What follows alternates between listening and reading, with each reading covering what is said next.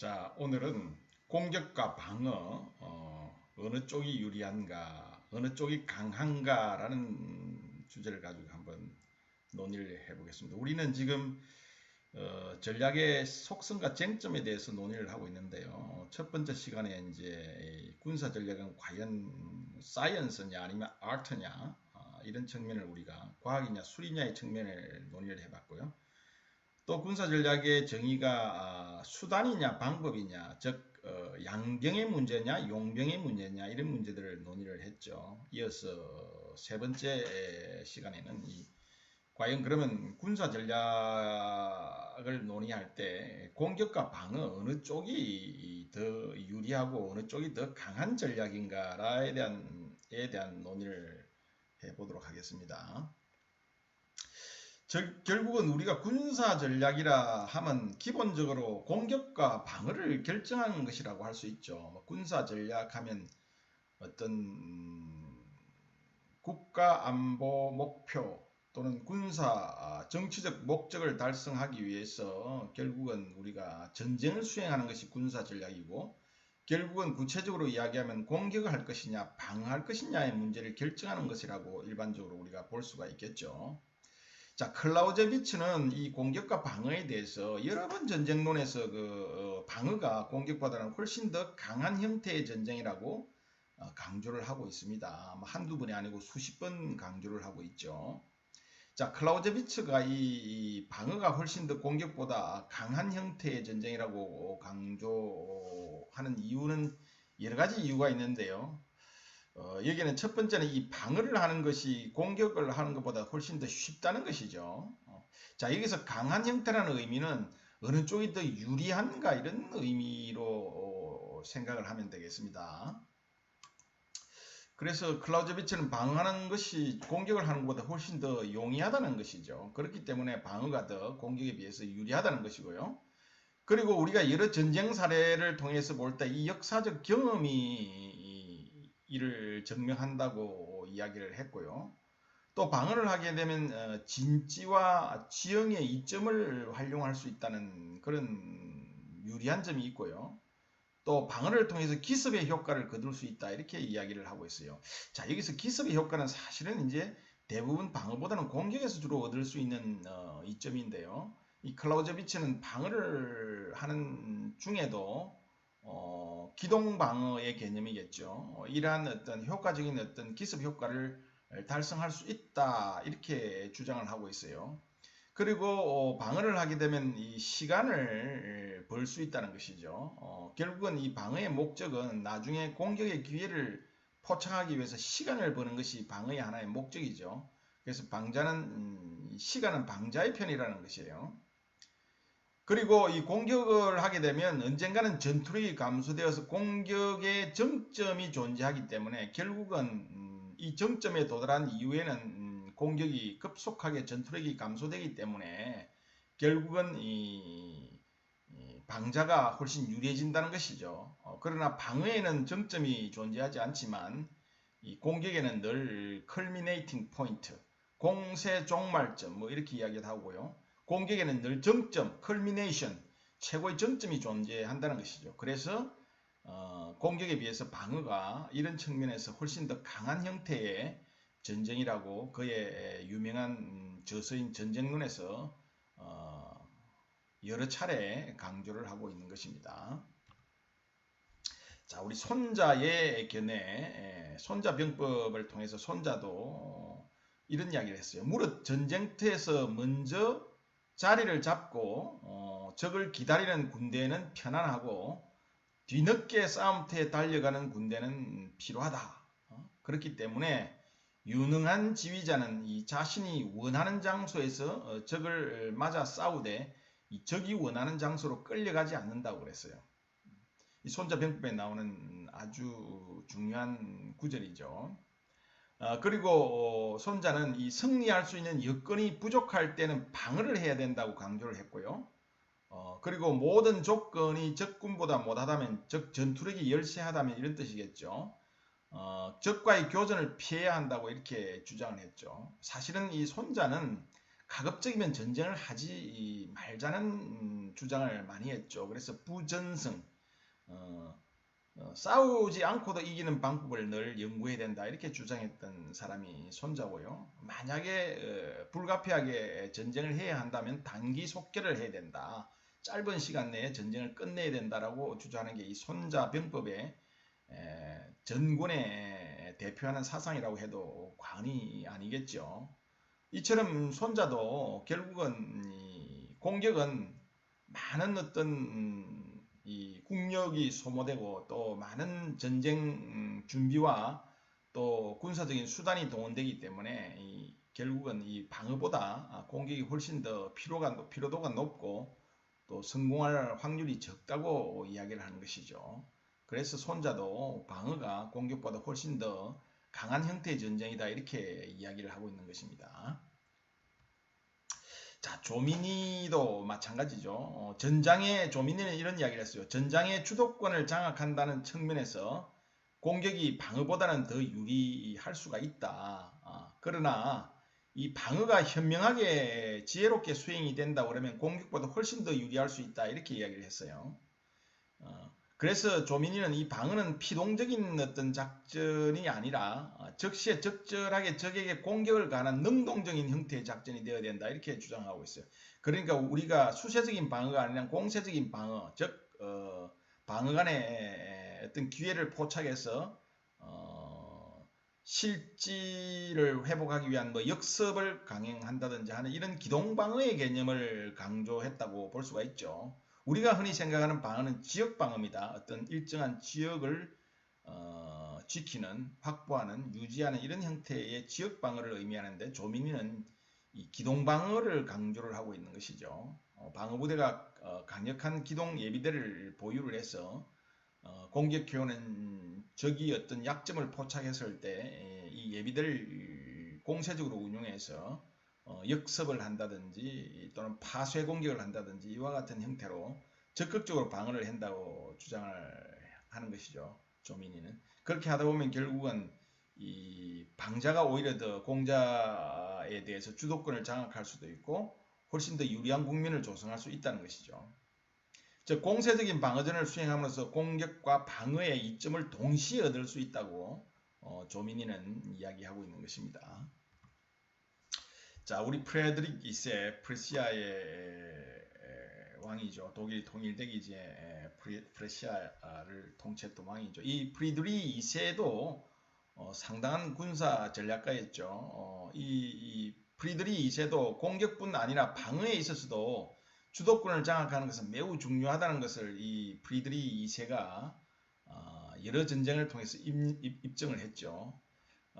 이 프리드리 2세는 사실은 공세적인 전략을 굉장히 좋아했어요. 그러나 전투력이 약화되거나 또 시간이 필요한 경우에는 항상 또 수세적인 전쟁을 수행을 함으로써 공격과 방어의 균형성을 잘 유지하면서 탁월한 어떤 선택을 한 어떤 창조적인 능력을 발휘한 지도자라고 할 수가 있죠. 이 프리드리 2세는 1756년부터 1763년까지 수행된 이 7년 전쟁에서 이 프랑스와 또 오스트리아와 더불어서 이 수세적 전략으로 이 술레지엔 지방을 확보를 하면서 역시 방어의 유리점을 잘 이용을 했죠. 그리고 바이에른 왕위 개선 전쟁에서는 이 병력의 기동 없이 무력 시위와 소요만으로 전쟁을 지연을 시킴으로써 이 피 한 방울 흐르지 않고 적의 승리를 막을 수 있었죠. 그리고 적극적인 방어와 이 도전적인 방어 개념으로 이 방어를 하면서도 언제든지 적의 진지나 일부 부대에 자유롭게 공격을 병행하는 전략을 추구했습니다. 공세적 방어, 즉 기동 방어를 굉장히 선호했다는 것이죠. 이처럼 프리드리 2세도 방어가 여전히 강한 어떤 전략이 될 수 있다는 것을 입증을 했고 또 실제로 그것을 전장에서 운용해서 상당한 승리를 달성했던 인물이라 할 수 있습니다. 자, 리델 하트죠. 이 리델 하트는 이 공격과 방어를 구분해서 특별하게 논하지는 않았습니다.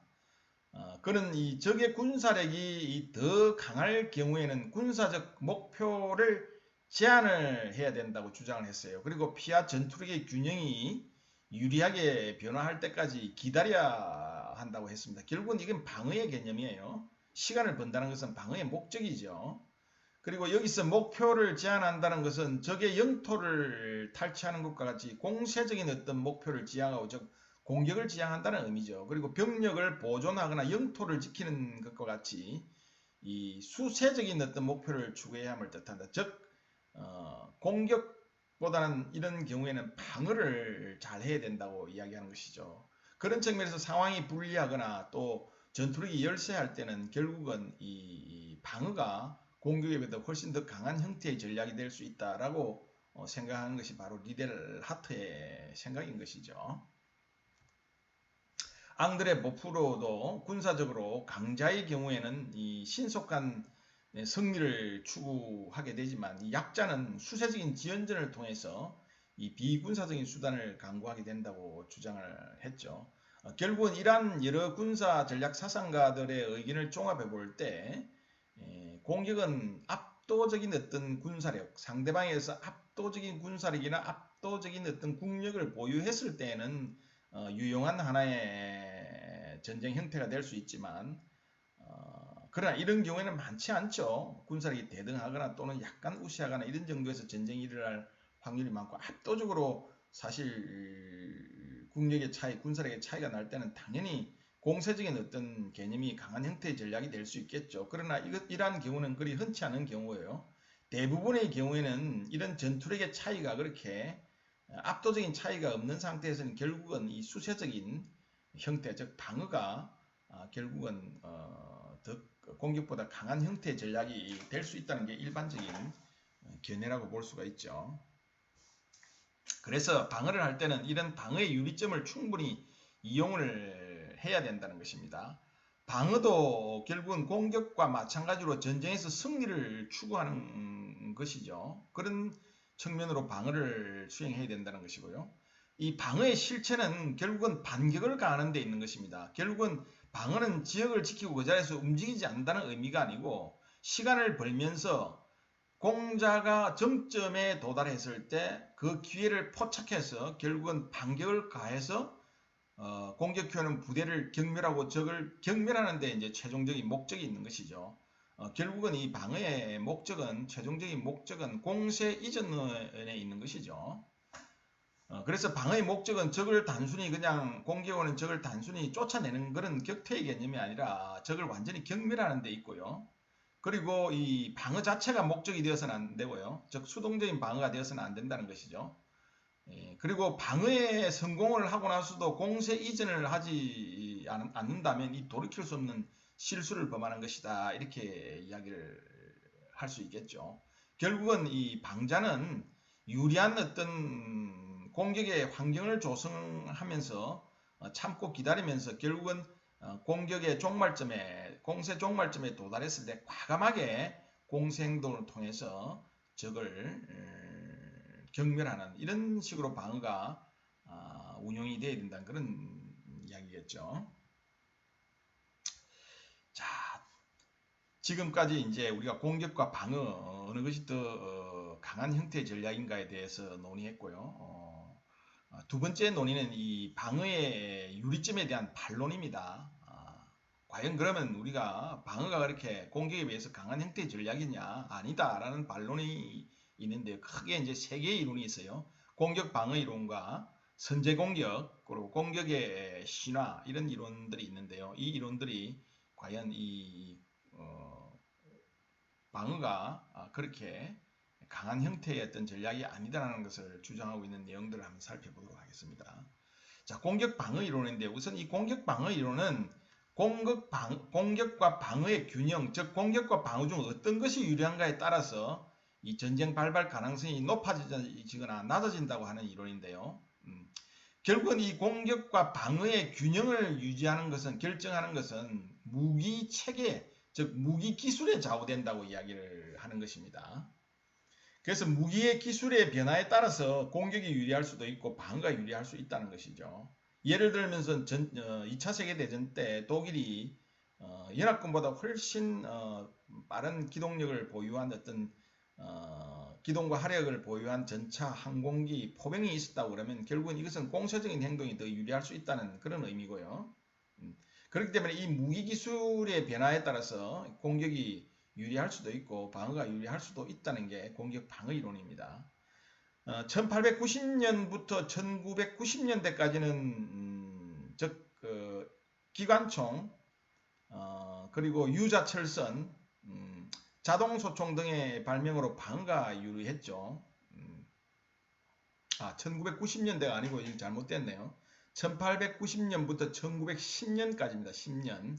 그러니까 1차 세계대전이 일어나기 전을 이야기하는 거 1990년이 아니고요. 1890년부터 1910년대까지는 이 기관총이나 유자철선이나 자동소총 등의 이 발명으로 방어가 유리했지만 1차 세계대전이 끝난 이후 1930년대 말부터 2차 세계대전이 끝나기까지 1945년까지는 이 전차와 항공기를 집중 운용하는 전격전이 등장을 함으로써 이 공격이 우세했던 시기라고 볼 수가 있습니다. 이처럼 이 공격 방어 이론은 공격 방어 균형, 즉 공격과 방어 중에 어떤 것이 유리한가에 따라서 전쟁 발발 가능성이 높아지거나 낮아진다고 하는 이론인데 결국은 공격용 무기가 발달하게 되면 공격이 유리하고요. 공격이 방어보다 강한 형태의 전략이 될 수가 있고요. 또 방어 무기가 훨씬 발달했던 1890년부터 1차 세계대전 일어나는 발발하기 전까지는 결국은 이 기관총이나 유자철수나 자동소총 같은 이런 방어 무기가 발달했을 때는 방어가 훨씬 더 강한 전략이 될 수 있다는 것이죠.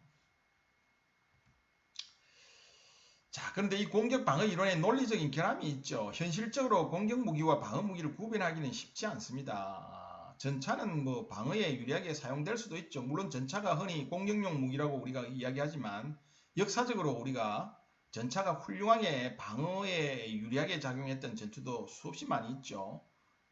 독일이 소련을 침공했을 때 2차 세계대전 동부전선을 내서 서부전선에서는 이제 서유럽 쪽하고 전쟁을 하고 있었고요. 그 다음에 동쪽에는 소련과 전쟁을 하고 있었죠. 양면 전쟁을 벌였는데 이때 이 스탈린그라드 전투에서 이 전차가 독일의 기갑군단이 굉장히 스탈린그라드 전투에서 어떤 방어적으로 운용이 되면서 이 전차가 효과적으로 운용이 되었죠. 그리고 기관총은 방어 무기지만 공격 작전에서도 우리가 훌륭하게 사용이 될 수가 있었던 사례가 너무나 많고요. 즉 특공조를 운용해서 기관총이나 또는 경기관총이겠죠. 이런 기관총으로 무장한 특공조가 깊숙이 종진 깊이 침투를 해서 적의 중요한 거점이나 또는 중요한 지휘 통제 시설이라든지 통신 시설이라든지 이런 것들을 먼저 파괴를 하게 되면 비록 기관총이 방어용 무기지만 이런 경우에는 공격 작전에 훌륭하게 사용이 될 수 있는 것이죠. 그리고 우리가 후방 지역의 살포식 지뢰를 살포함으로써 결국은 이 지뢰를 공격용 무기로 적극적으로 현대전에서는 사용을 하고 있죠.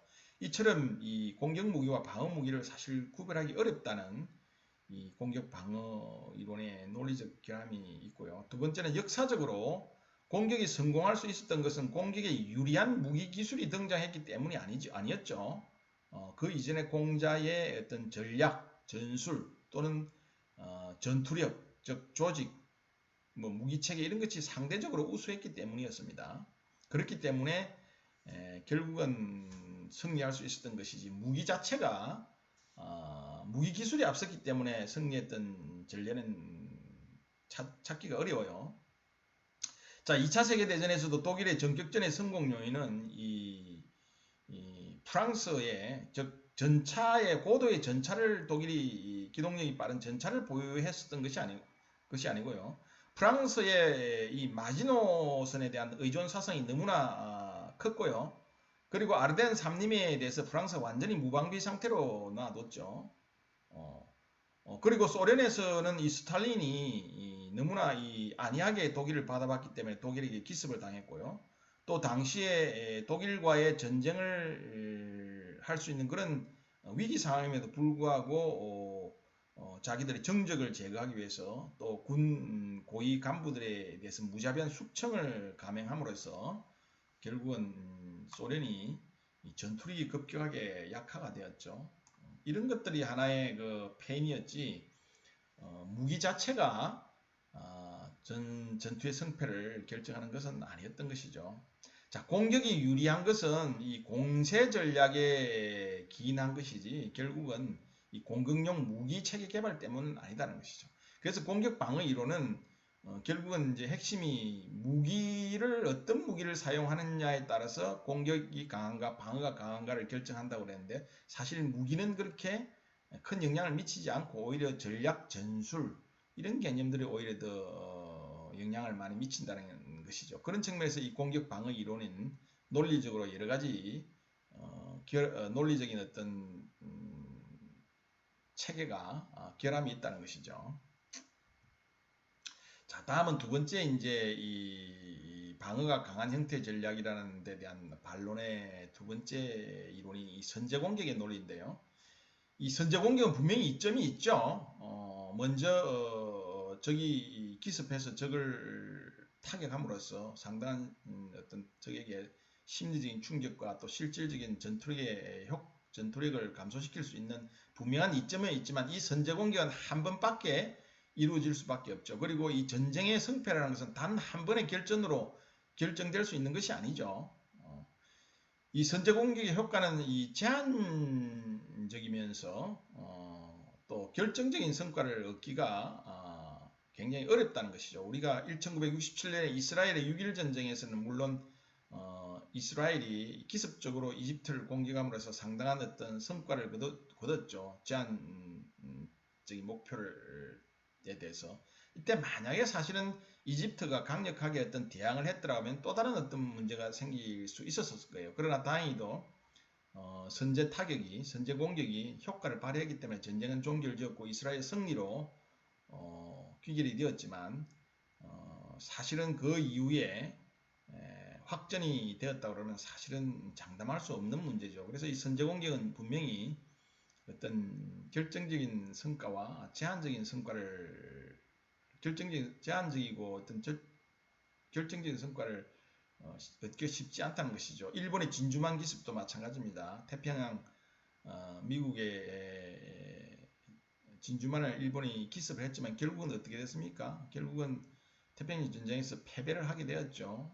일본이 선제 타격을 했지만 결국은 전쟁에서 승리를 하지 못했던 것이죠. 러일 전쟁도 마찬가지였습니다. 그리고 2차 세계대전에서 이 독일이 서부전선과 또 동부전선, 소련과의 그 양면전쟁에서 결국 서부전선에서는 전선이 오랜 교착 상태에서 사실 전쟁의 3분의 2, 초기 한 6개월을 제외하고는 나머지 전 기간 동안 사실 이 참호 진지에서 서로 교착 상태에서 서로 싸우는 그런 아주 지루한 전쟁이었고요. 또 서부전선과 동부의 소련과 싸우는 이 양면전쟁을 수행을 했는데요. 결국은 독일이 공세적인 어떤 군사 전략으로 1차 세계대전을 일으켰지만 결국은 실패를 했죠. 그리고 2차 세계대전에서도 마찬가지입니다. 독일이 프랑스를 점령할 수 있었던 것은 이 연합군의 방어체제상의 허점 때문에 가능했던 것이지 독일의 어떤 공세적인 어떤 이 정신, 공세적인 사상, 공세적인 전략 이론이 효과를 보았던 것은 실질적으로 아니라고 보는 것이죠. 워낙 연합군 자체가 방어체제 허점이 있었고 또 프랑스는 이 마지노 사상에 너무 빠져 있었고요. 그리고 영국과 다른 미국은 뭐 전쟁에 대한 의지가 없고 히틀러의 의도에 대해서 사실은 굉장한 오판을 했죠. 그렇기 때문에 연합군이 초기에 고전을 한 것이죠. 독일의 어떤 선제 공격에 의해서 초기에 2차 세계대전에 독일이 좋은 성과를 얻었던 것은 아니라고 보죠. 이런 측면에서 이제 선제 공격은 굉장히 제한적이면서도 또 결정적인 성과를 얻기 때문에 결국은 공격이 방어에 비해서 강한 형태의 전략이라고 주장할 수 없다는 것이죠. 자, 그 다음에 이제 우리가 유럽이 19세기 중葉부터 20세기 초에 걸쳐서 이 유럽에서는 공격 신화가 막 널리 유행을 했었어요. 그래서 공격이 방어보다 유리하다는 이 확고한 논리 때문이 아니고 이 단지 이런 정치적 심리적 이유에서 비롯된 것이었어요. 자, 19세기 중반에 그 프러시아의 몰트케 그리고 20세기 초에 이 독일의 슐리펜은 클라우제비츠의 주장을 의도적으로 거부를 했어요. 즉 뭐냐면 이 방어, 클라우제비츠는 방어가 강한 형태의 전략이라고 이야기를 했잖아요. 그래서 이 독일은 19세기 중반부터 20세기 초에 이 방어를 의도적으로 거부를 했죠. 이때 독일은 이제 이 나폴레옹 전쟁과 이 보불 전쟁의 승리에 심취를 해 있었던 상태였어요. 그래서 공격이 최선의 방어라는 신념을 견지하게 된 것이죠. 자, 독일은 이럴 수밖에 없었는데요. 지리적 특성으로 인해서 이 서쪽에 프랑스, 벨기에와 같은 이런 서유럽 국가들하고 또 동쪽에는 소련이라는 나라가 있었기 때문에 이 양면 전쟁을 치러야 하는 불가피한 이유가 있었죠. 그렇기 때문에 이 몰트케와 슐리펜으로 이어진 결국은 제1차 세계대전의 이 공세적인 어떤 군사 전략으로 연결되었던 것인데요. 독일이 이러한 어떤 지정학적인 요인 때문에 군사 전략을 수립할 때에 공세적인 전략을 수립할 수밖에 없는 그런 상황하에 놓여 있었어요. 그래서 이 프랑스와 사실은 굉장히 서로 적대적인 관계에 있었으면서도 프랑스의 무조건적인 공세 원칙을 독일이 추구를 했는데요. 소위 말해서 적이 추구하는 그런 전략을 독일도 동시에 추구를 했는데 이런 것은 보불 전쟁에서 이제 독일이 프랑스는 이 프랑스가 보불 전쟁에서 프러시아에게 패했죠. 1870년 보불 전쟁에서 프리드리히한테 이제 피한 거죠. 이 보불 전쟁에서 패배 후에 이 독일을 모델로 해서 프랑스는 군사 계획을 단행을 합니다. 그래서 이 독일에 대한 군사 계획을 그러니까 프랑스가 군사 계획을 해서 공세적인 어떤 전략을 이제 수립을 하게 되는 것이죠. 이것이 이제 계기가 된 게 보불 전쟁에서 패한 것이 하나의 계기가 되었죠. 그래서 이 독일은 이 프랑스는 또 독일에 대한 이 자존심을 작동을 했어요. 자, 보불 전쟁에서 패했기 때문에 그렇고 또 독일이 프랑스의 주적이었기 때문에 이 독일에 대해서 프랑스의 자존심이 발동했기 때문에 방어적인 어떤 전략보다는 공세적인 전략을 이제 선호하게 된 것이죠. 어떤 자기 자신의 어떤 힘을 과시하기 위한 이런 어떤 전략 쪽으로 이제 기울어졌다는 것이죠. 그런데 이 프랑스는 독일에 비해서 이 군사력이 상당히 약했어요. 그래서 보다 이 군사력이 약하기 때문에 정신력과 막 사기를 이제 강조를 하게 되는데 이런 것들이 바로 공세 정신이에요. 공세의 원칙이죠. 공세의 원칙. 정신력과 사기를 강조한다는 것은 공세적인 기질과 공격적인 정신을 이제 강조하는 것이죠. 그러다 보니까 이제 결국은 이 프랑스가 이러한 공세 원칙을 추구하게 되었는데요. 사실 논리적으로 보면 사실 타당하지가 않죠. 자존심과 어떤 구체적인 어떤 힘의 어떤 뒷받침 없이 정신만을 강조하는 이런 어떤 기반 위에서 공세 원칙을 추구했다는 자체가 사실은 무모한 것이었다고 볼 수가 있죠.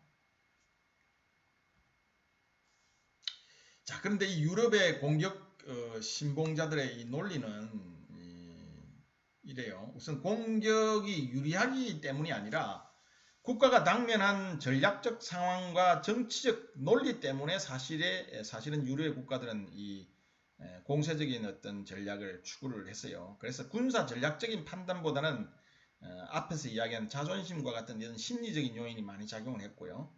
또 프랑스에서 프랑스에서 이제 보불 전쟁에서 프랑스와 또 오스트리아가 독일에 이제 패배를 하게 되면서 이 보불 전쟁에서 패배를 만회하려는 어떤 보상 심리 이런 것들이 작용했기 때문에 유럽의 공격 신봉자들이 이러한 논리 때문에 사실 공세적인 원칙을 추구하게 되었다는 것이죠. 자, 그래서 이 방어가 유리하다는 결론이 나는데요. 이 근거는 뭐냐면 부분적으로 또는 특정 순간에 국한에서 공격이 방어보다 유리할 수는 있지만 근본적으로는 방어가 유리할 수밖에 없다는 것이죠. 그리고 방어는 본질적으로 공격보다는 유리한 형태의 전쟁이고요. 역사적으로 우리가 많은 전례를 통해서 그런 것이 입증이 되었고요. 또 정치 지도자는 전쟁을 결정하기 전에 이 군사 전략적 계산을 철저히 해야 되는데요. 그러한 어떤 계산을 통해서 승리의 가능성이 판단을 한 후에 사실 전쟁을 하죠. 그래서 군사력의 차이가 명확하고 승리할 수 있는 가능성이 낮다고 판단한다면 약자는 방어적 전략을 선택하지 않을 수가 없게 되죠. 그렇기 때문에 결국은 방어가 공격보다는 강한 형태의 어떤 더 선호되는 형태의 전략이 될 수 있다는 것이 바로 방어가 더 강한 전략이라는 결론의 근거가 되는 것이죠. 자, 오늘은 이제 공격과 방어에 대해서 좀 논의를 했는데요. 다음 시간에 우리가 중심, Center of Gravity라고 그러죠. 중심과 결전, Decisive Combat, 결정적 전투, 결정적 전투에 대해서 우리가 논의하는 시간을 갖도록 하겠습니다.